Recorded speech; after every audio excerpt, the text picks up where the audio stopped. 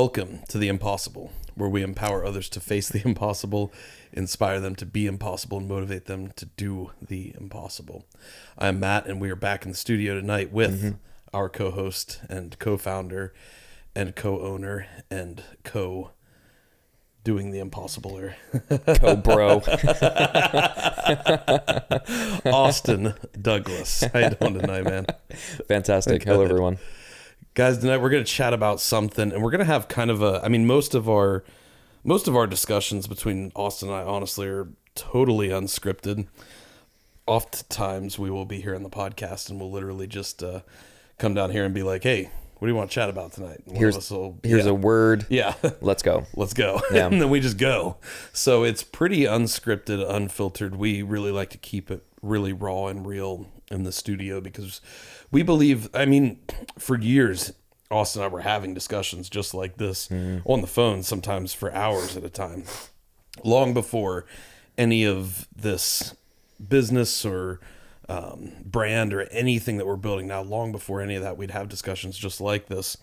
And so now it's just a continuation of things we had been doing for a long time, and we feel that it's best captured in those moments where it's unplanned, unprocessed, unfiltered, and it's just raw, real emotion and thought and derivation just coming out live on the mic. And so that's we're going to keep doing that. We love to capture some of that mindset and that approach to everything we do off camera and off mic.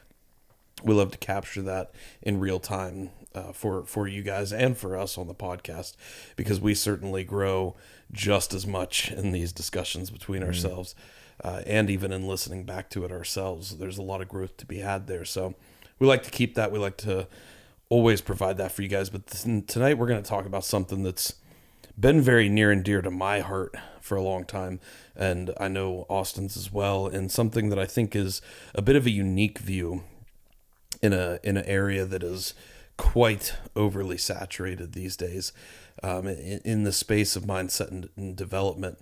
And you see all of these kind of influencer types out there. There's so many of them that have this mindset of like they're never trying to like tear people down, I don't think, but they come at growth and development and the driving purpose behind that from a very negative approach. And it's this view of like calling yourself out and like tearing yourself down and like beating yourself up so it'll light a fire under you to try to drive and grow and get better in whatever area it may be. And I certainly see the validity and the utility to that kind of David Goggins mindset approach. I can see that. I can see where they come from, and I understand that can be a driving thing. And for a lot of people, I'm sure that works and that can be a valid approach. But what I think, what we want to talk about tonight is something that I think is our greatest issue in the world today, honestly, and especially in this area of mindset development, wellness, self-improvement, all of these facets of what we're trying to do. And I think that is a shortage of self-value and self-worth. And so tonight we're going to talk about how to build self-value, how to build self-worth, and how to use that love and respect for yourself, how to use that as a driving force for growth and self-improvement. Because I believe that's something that nobody else is really talking about right now. I mean, yeah, you can stare at the mirror and shout at yourself about how horrible you are in all of these ways all day long. But what if you could look at yourself in the mirror? What if you could look at yourself on the camera? What if you could review training footage? What if you could look at all these things you're trying to do in life and have intense, deep, profound respect for that person you see, and then use that as fuel for the fire to drive your goals and to drive your growth, because you respect and value and love yourself that much. I mean, when we see influencers online, that a lot of times we become so drawn to them because of how much we respect them and everything they've done. And I think we need to be able to find that same thing in ourselves. I think that's a very crucial and important piece, and something paramount. It's a journey you and I have been on for a very long time now, and one we certainly intend to continue on. But we're gonna have a little chat about that tonight, because I think it's something that nobody else is talking about right now, and it's something that is unbelievably important. And I think where it all starts is this this word that we keep coming back to, and that's potential. And I think we have to take a moment to recognize that when you live out our mission and mindset, when you do something impossible, you see a whole new world of potential for yourself. And as we've always said, when you see that potential in yourself, you see it in everyone around you. And it opens your eyes to how you see people. You start seeing people as who you know they can be, not as they are. And we need to be able to see ourselves the same way. And we need to learn to respect and value not just ourselves as we are now, but for who we know we can be, for the potential we hold within us. Because if you ascribe to our mission and mindset and vision for everything we're doing, that potential has no limits. Limitations do not exist for that. And so if that's true, then you hold within you the potential to accomplish any dream you have for life. And if that is true, then that person you can build and create is worth quite an immense amount of respect and holds quite an immense amount of value, just like your most cherished influencers and idols you see on social media and on YouTube and every other platform.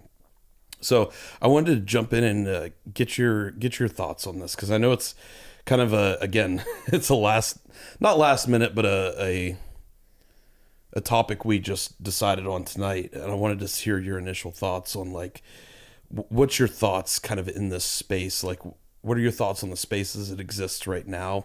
A lot of what we see on social media, and what do you think is lacking in that vision, or that what we see online at face value a lot of times? That it's face value is what we see on social media. Yeah. And that's why I think we want to dig deeper, and that's why the both of us and, all of our listeners, they go to podcasts to get a deeper sense of the how and the why. Mm-hmm.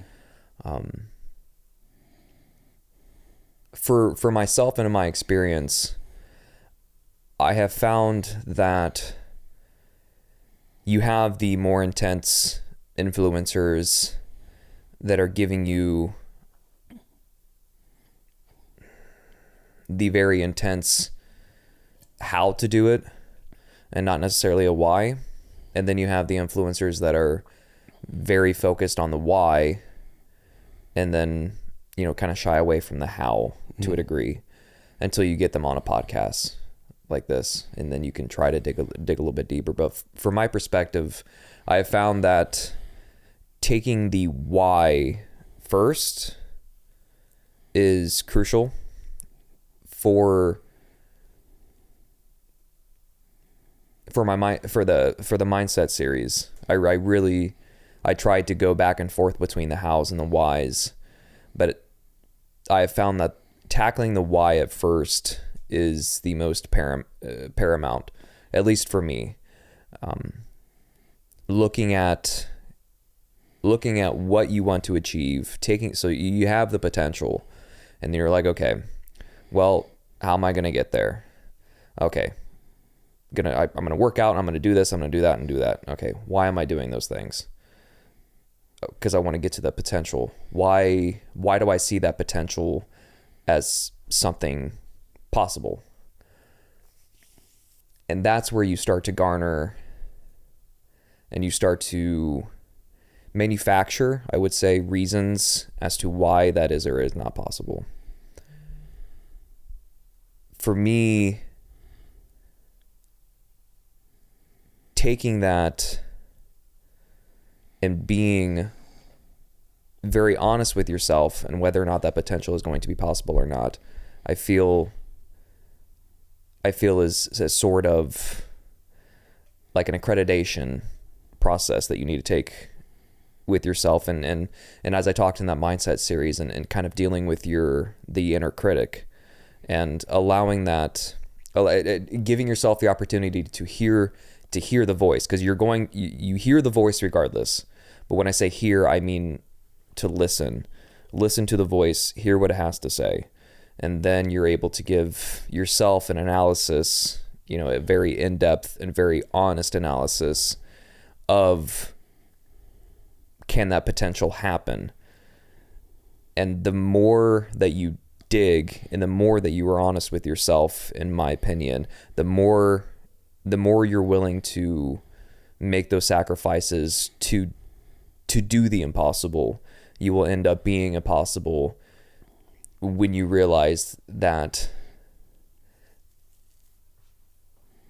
the potential is possible, that you can achieve what you want to achieve. Mm-hmm. And through that honesty and through that sacrifice ultimately comes the will to chase towards that potential. Yeah.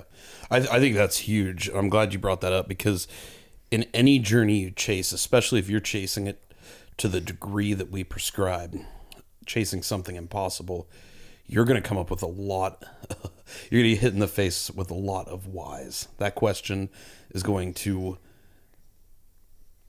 rebound in your mind continuously. Mm-hmm. And you've got to have that question already answered, because I promise you, if you're going out to run a half marathon or a marathon, or if you're going out to get under an amount of weight that you've never touched before, that you never dreamed you'd touch before, that question, why am I out here? Why am I doing this?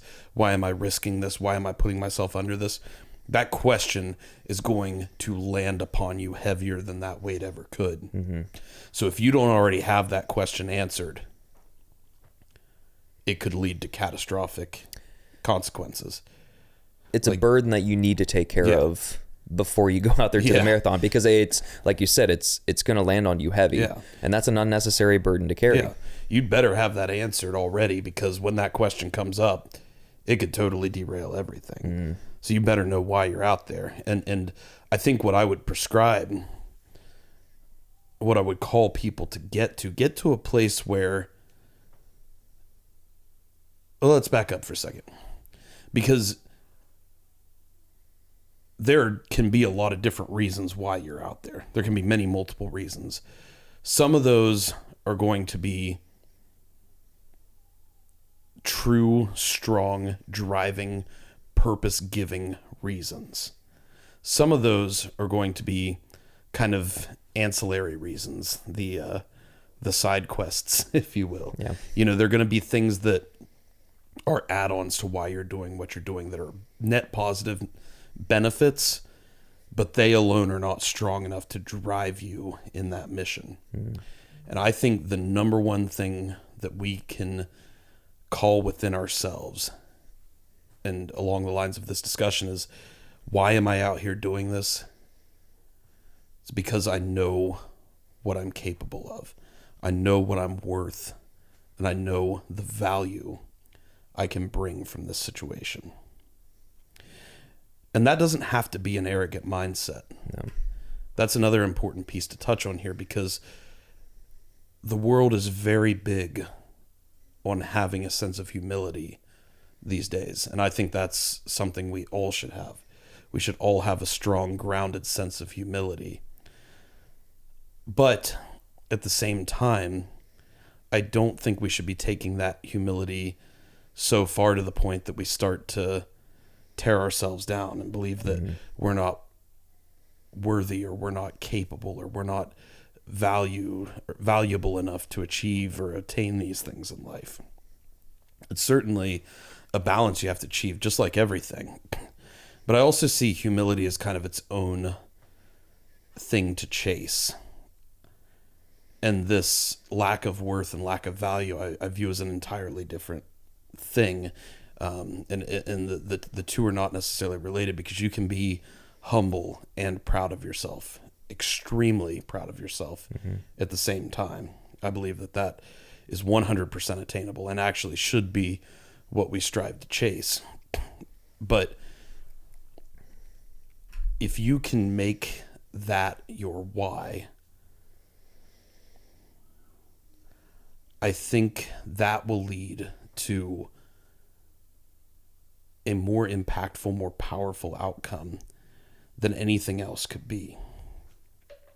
Because when people see that within you, especially in today's world, it's kind of a rare thing to see somebody who's like truly proud of themselves and truly values themselves, not in an arrogant way, but just in a way that drives them and motivates them.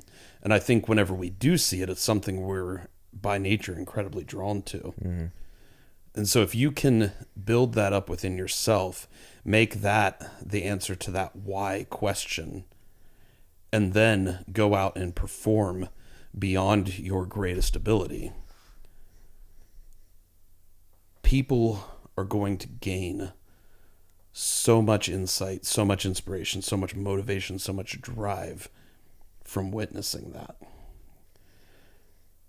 And I think it will also lead them to start asking questions about their own potential, which is where the entire journey starts.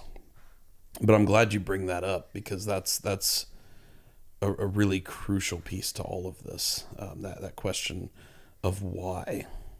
And I'd be curious to know, like, how you've had to tackle that question and some of the things you've gone through. I mean, definitely some of the things you've gone through recently, but in previous times as well. You know, the April competition was a big one for you, for example. You've run now several half marathons in the past year. You know, where do you go? How do you tackle those questions when they pop up?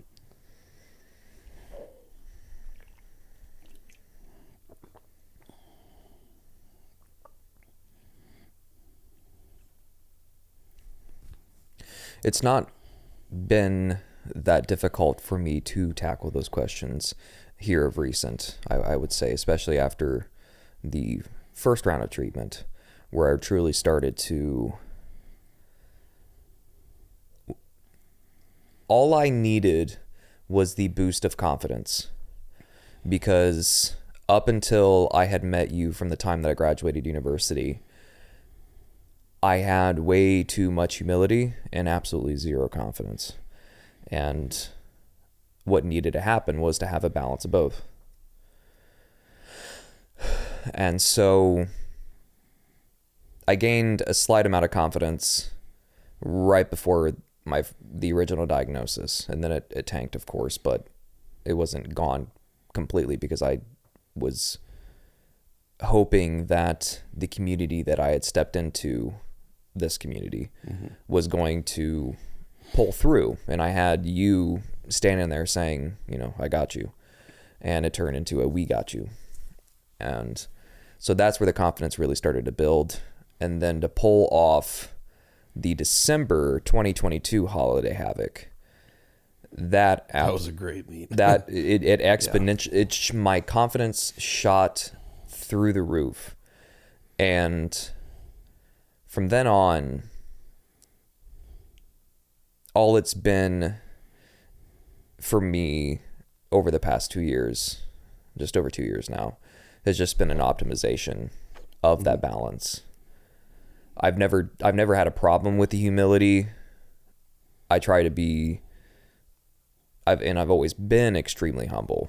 Again, it's the confidence part that I've severely lacked. I would say even before I left university, it creeped in with a particular addiction that had commenced at that point.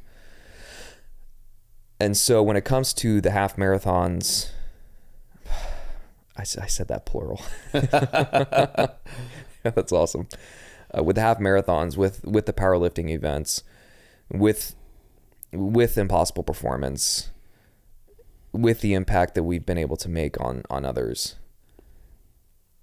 it really, I haven't struggled with those questions at all coming up and bearing any burden upon me, my thoughts, my soul, my physical presence. It absolutely, it's able to go in one ear and out the other. Mm-hmm.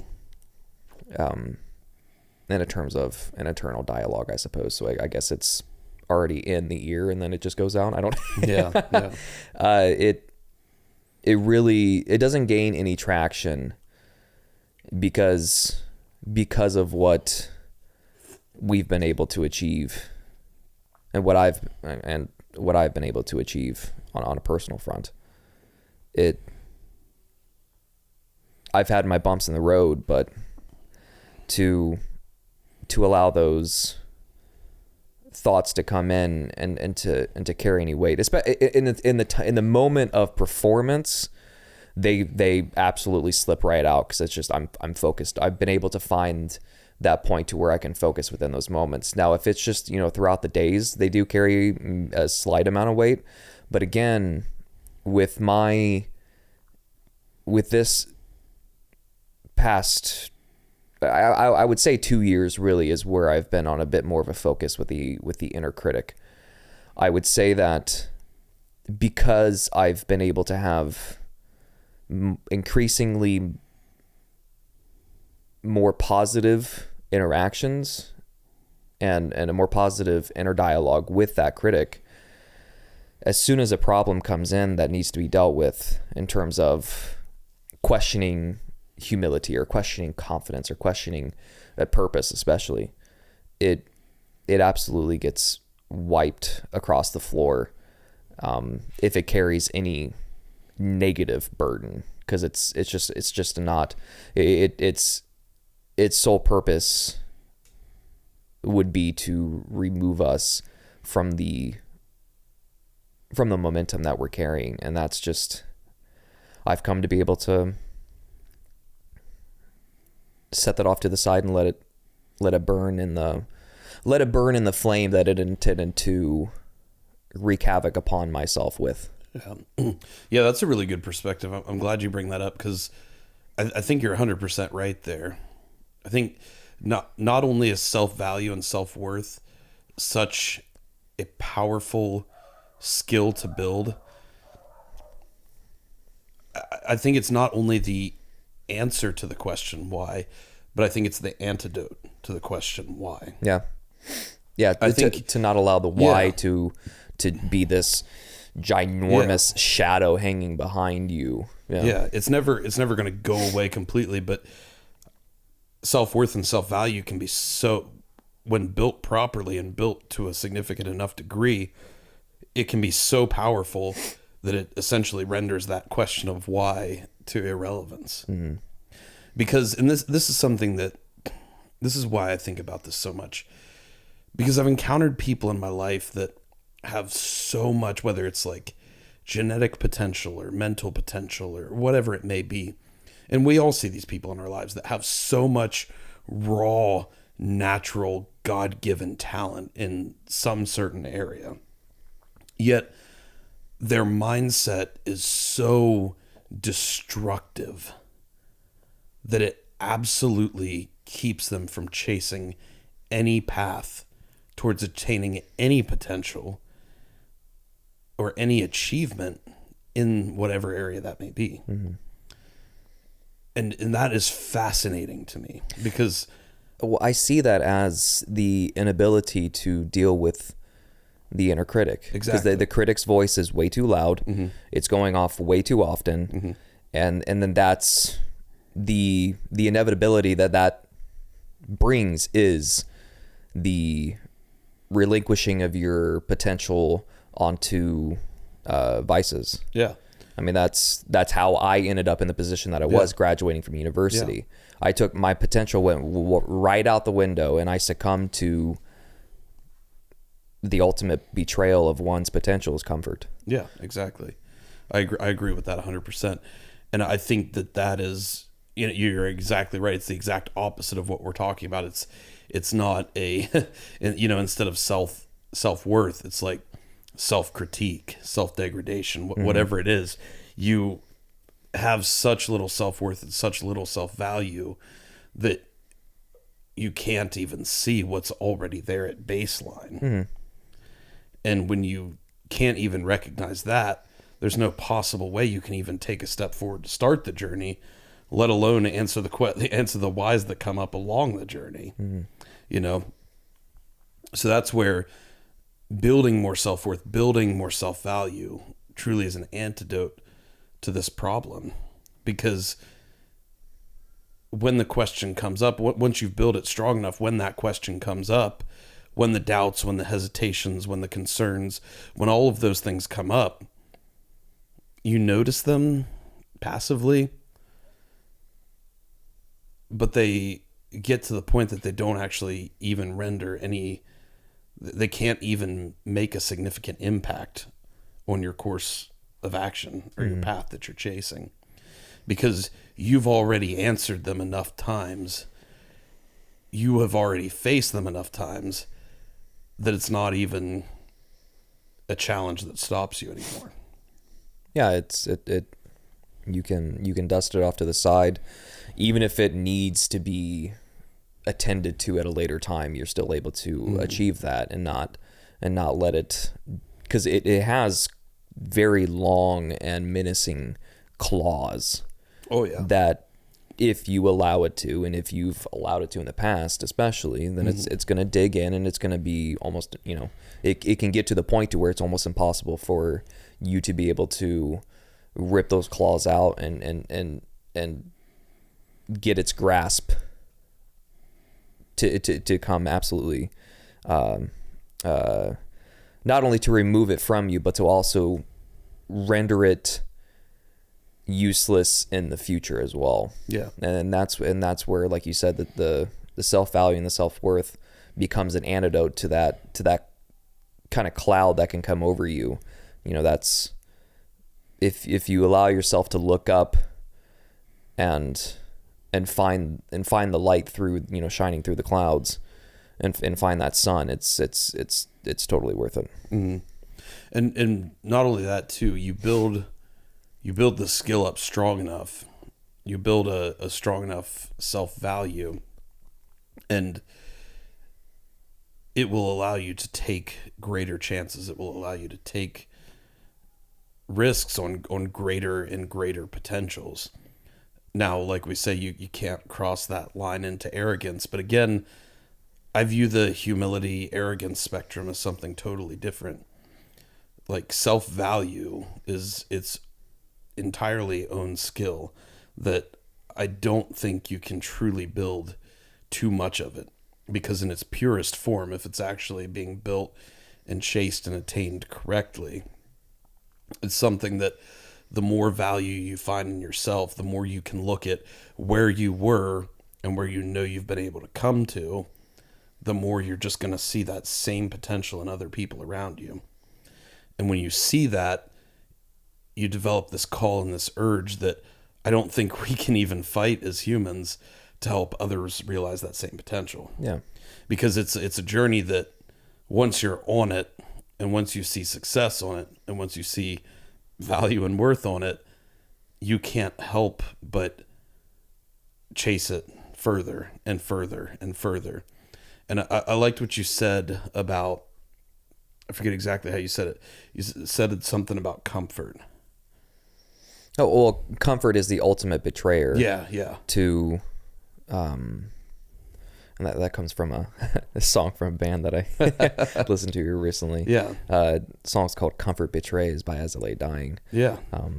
It's the ultimate betrayal against your potential. Is finding comfort. Now, down the road, are you going to find yourself in the position that you've achieved so much? Can you find comfort within moments where you're whatever you want to do, sit on the beach, play a round of golf? Never. or find yourself in a really fast car on a track. That's fine. The comfort that we're talking about here is finding yourself in the daily struggle to get rid of vices, and that struggle seems to be easier and easier without you realizing that it's only gripping and sinking its claws in deeper and deeper within not only you, but the future you. And that's a big problem. That's a big problem. Yeah. And I think that it's so much about what is the core focus of what you're chasing. Because like you say, you can't just take it to the other end of the spectrum and say, I will never accept any amount of comfort or pleasure into my life. You can't accept that either. But what is your core focus of what you're chasing? Are you trying to live the most comfortable life possible, which is kind of what society is optimized for these days? We're all about comfort. We're all about convenience. Can I get my groceries delivered? Can I get them, loaded in the back of my car? None of these things are bad in and of themselves, especially if they're used as tools to optimize efficiency in other areas. But are you optimizing your life for the greatest amount of comfort possible? Or are you optimizing your life to provide the greatest amount of value possible? And I would argue that the latter is ultimately going to be the more gratifying and fulfilling way to pursue life. And that's a question you can have on the daily for yourself. Yeah, absolutely. And I mean, you can wake up every morning and literally ask yourself, how am I going to optimize for value today? And you come up with literally one thing to do and chase that day. Let it be a core focus of yours throughout the entire day. Achieve that one thing to your greatest of your potential. Wake up the next day and do it again. And hopefully over time, you will have built up enough habitual pattern that many of the things you engage in on a day-to-day basis are all optimized for providing value, not just to yourself, but to those around you. And I mean, that can be things like spending time with your kids, but not just like being around your kids and playing on your phone, but like truly being with your kids, whether that's, playing squishy Lego blocks with your daughter or, CPR. Practicing. Yeah. she got a little intense earlier, which I secretly loved and approved of. The block must live. Oh, shout out to Lily. But yeah, whether it's that or playing guitar with yourself, something you're truly immersed in, where it's true bonding time that you're growing with them. Or it can be personal training, whether it's powerlifting, bodybuilding, distance running, whatever it is. Personal training to make yourself physically stronger or better in some way. It can be your own edification. It can be so many different things. But with each task, you can literally just ask the question, is this optimized to make me a more valuable person? Am I going to value myself more based on the outcome of this decision? And not every single thing is going to be yes, and that's okay. But the goal is that we shift more and more of those things throughout the day to yeses. And you build up these patterns and these habits, like training, like spending time with your kids, like eating nutritious foods and meals. All of these things, you build them up into habits to where they just become a part of who you are and what you do, to the point that now you've got value built into your daily life by default. And I think that's the point we all want to be able to get to. And as you build this up, also make sure that you're taking the time to step back and recognize that value that you're providing, not just to yourself, but to the people around you. Because that's kind of the answer to the second part of this. Well, if self-value, self-worth is the antidote to the negativities and the whys of life, how do you build more self-value and self-worth? It's not just something you go out and do. My argument to that is the way you do it is by doing valuable things. Do them for yourself first, and then do them for other people. And as you go down that path, you do more and more valuable things. Take the time to step back and reflect and realize the value you provide. Yeah, you have to be able to reflect and to be critical of yourself in a very open manner. And again, to be honest, to say, okay, I did this and this and this today. I expected them to be valuable when I decided to do them, either in the moment or in the morning, or whenever you want to set your daily goals, and be honest with yourself and say, okay, I did this, didn't really work out, not necessarily only for me or for, wherever its objective was pointed. You have to be honest with yourself and say, okay, that really didn't work. Mm-hmm. Like I may have enjoyed this certain activity, but maybe it carried zero value. And if you're in the state of optimization, there are points in time to where it's something that you didn't find valuable, so then you set it off to the side and say, hey, like maybe this is an idea for later, or this is an idea that doesn't necessarily carrying any sort of negative connotation or context, but you need to be able to set things off to the side in those moments of pure optimization and be honest with yourself. Say, hey, like this is something that I don't need to focus on right now. Mm-hmm. I thought I could take care of it, and it's either potentially or doing harm to other goals or maybe other people, not physical harm, but harm for the future. You have to be honest with yourself to say, okay, I'm about to take that out. Yeah. Yeah, absolutely.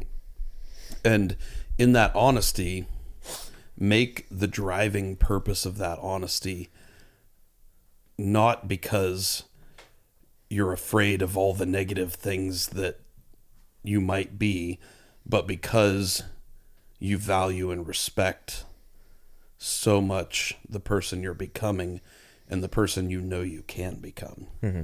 There's some useful practices here that you can utilize. One of which is imagining basically your perfect self, for lack of a better term. The person that if you could list out on paper or draw out on paper exactly who your 10 out of 10 self would be, the person that you would respect, admire the most in any given way, literally list that out, write that down, draw that out, whatever visual or auditory description works best to trigger your mind, create that person. Mm-hmm. And then look at that person and say, what are the attributes I value most about that person? And you isolate and find those things, and then literally just go down the list. Find one thing at a time to hone in on, to perfect, to build habitually into your daily life. Optimize for that thing. And then you can move on to the next thing and the next thing. And over time, you build yourself closer and closer to that person.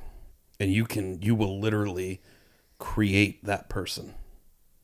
Whether it's addiction or whether it's in physical strength or mental strength or emotional strength, whatever domain it might be in, you can literally create that 10 of 10 self, that ideal person you want to become.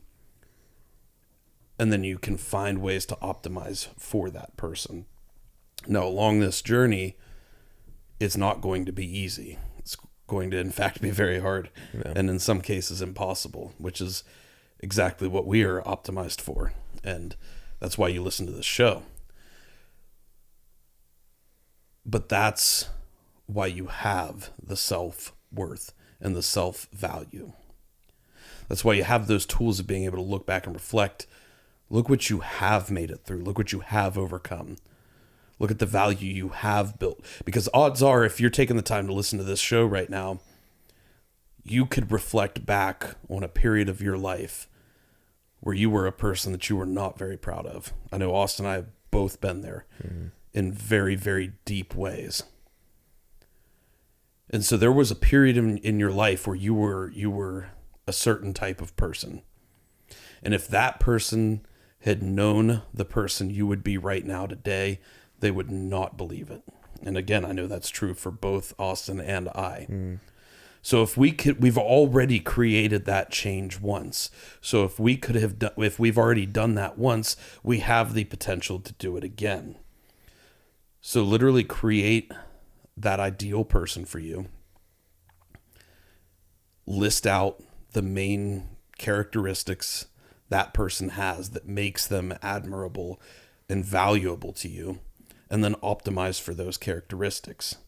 You're never going to achieve quote unquote perfection, yet the greater you strive for it, the greater you optimize for it. If you chase it, you'll land far greater on the journey than you would chasing something that is imperfect or suboptimal.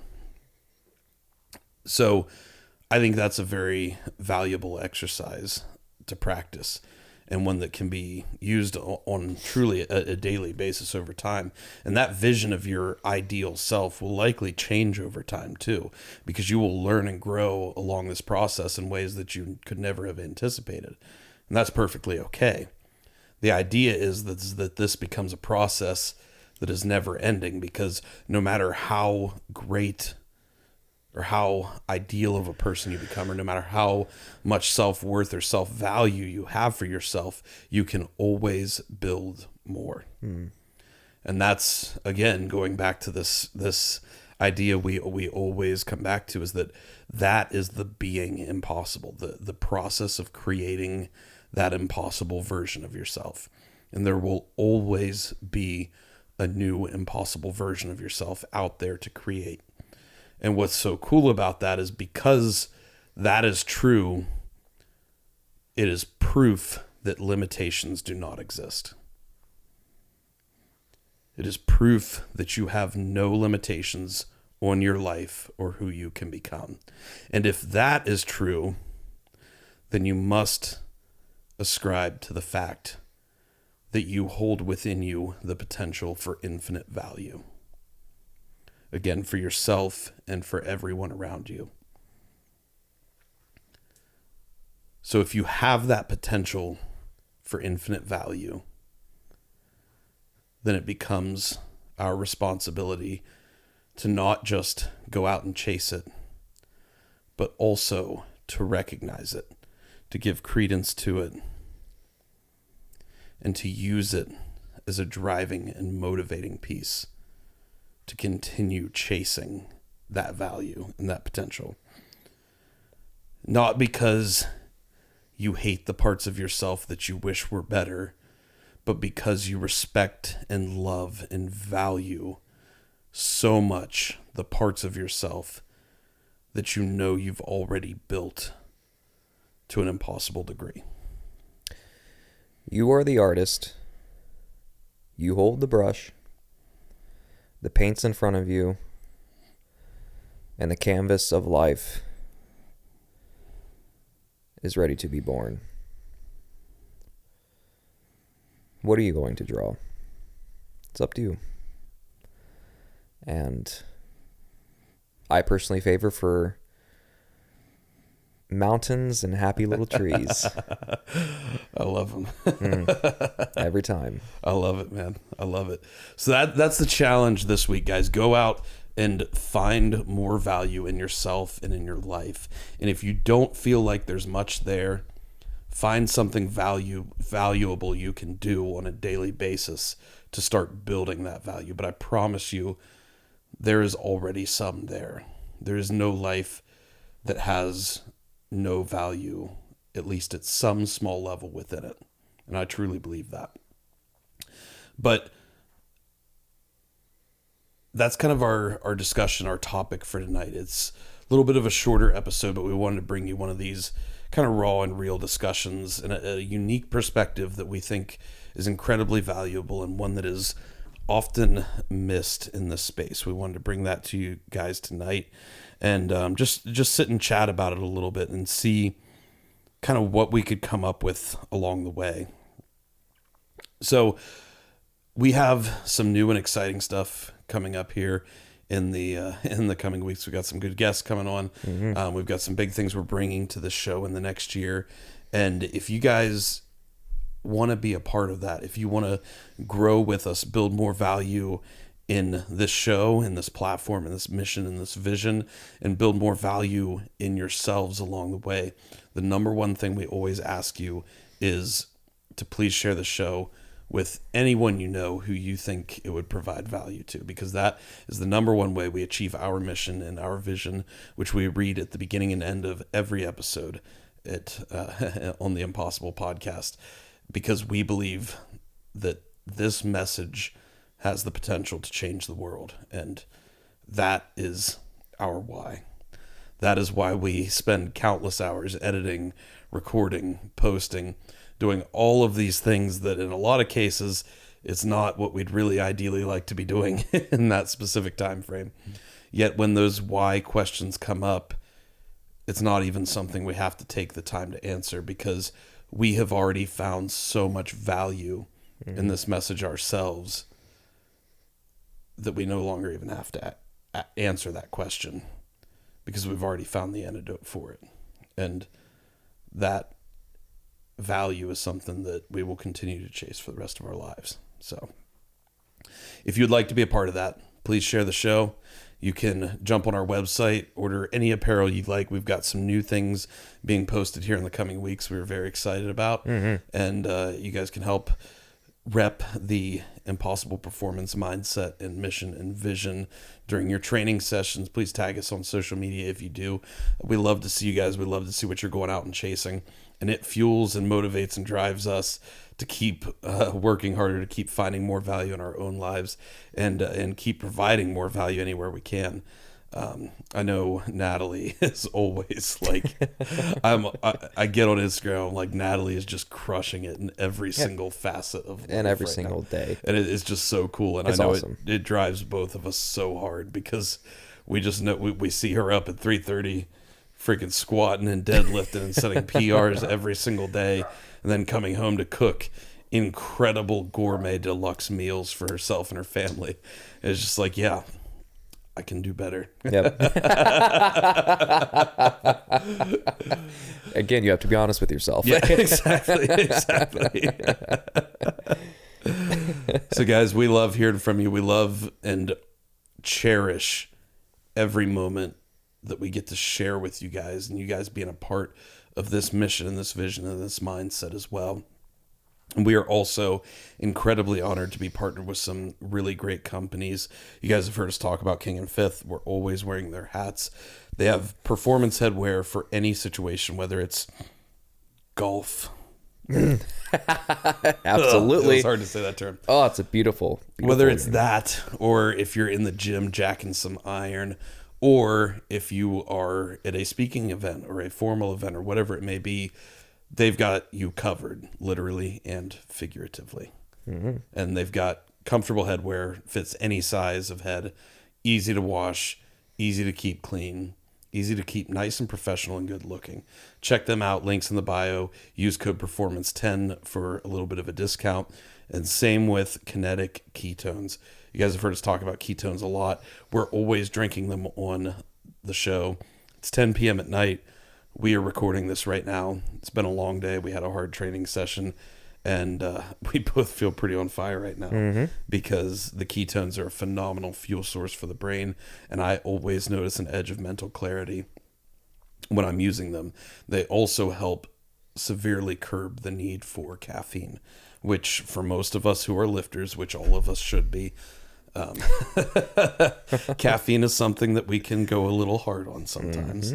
And we all need a little bit of help curbing that when possible. So check out Kenetik. There's no caffeine, no sugar, no artificial anything. Phenomenal company, great people. We're honored to work with them. Great flavor. Yeah, they're so good. Natural flavorings. It tastes like you're literally biting into a pineapple without any of the pain that would be involved in actually biting into a pineapple. Quite a lot of pain. Delicious stuff. So check it out. Use link in the bio. We'll get you a little bit of a discount. And then you can also check out Barefoot Shoes, who's a company that we've been working with for a short time now. We've not yet to this point promoted them quite as much, but they have completely changed the way that I deadlift and now how I bench. The shoes have wide toe boxes. They're tight fitting to the foot, but they are naturally form fitting to your foot. And they have no arch, a very minimalistic sole, yet they grip incredibly tightly. They're incredibly functional for day-to-day use. They help build your feet up stronger, which is a very important thing especially if you actually have feet. That's a very good thing to do.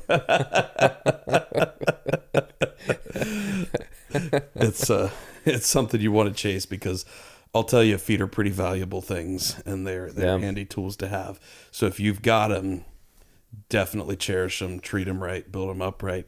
Get them some barefoot shoes to make them stronger and help yourself lift more weight. Their link is in the bio as well, and you can use code Impossible10 to save yourself a little bit of money at checkout. But other than that, if you guys have any questions, comments, ideas that you would ever like to add to our discussions, feel free to leave them in the comments section below, especially if you're on YouTube. If not, you can find me at impossible.performance on Instagram and at TikTok. It's also impossible.performance.